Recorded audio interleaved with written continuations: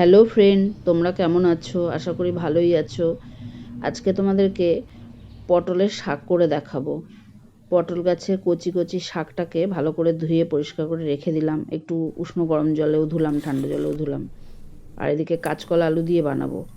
তেলটা দিলাম, তেলটা যখন গরম হবে পাঁচফোড়ন আর শুকনো লঙ্কা দেবো, দিয়ে কাঁচকলা আলুটাকে ওর মধ্যে ভাজা ভাজা করব।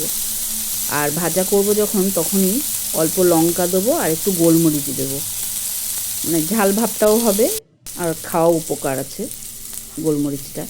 এবার যখন ভাজা ভাজা হয়ে যাবে, লবণ দেবো, হলুদ দেবো, ধনের গুঁড়ো, জিরের গুঁড়োটাও দেবো, দিয়ে মশলাটা দেওয়ার পরে ভালো করে একটু কষা কষা করে তখন জল দিয়ে দেবো। আর জলটা যখন ফুটবে, গলে যাবে সবজিটা, তখনই শাকটা দেবো। শাকটা দিয়ে খানিকক্ষণ টাইম ঢেকে ঢেকে বানাতে হবে। আর হয়ে গেলে তখন শুকনো শুকনো করে নামিয়ে নেবো। এটা সবার পক্ষেই খাওয়া ভালো।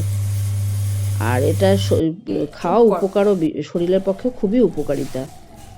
আমার চ্যানেলের রান্না যদি তোমাদের ভালো লাগে, সাবস্ক্রাইব করো, একটা লাইক করো।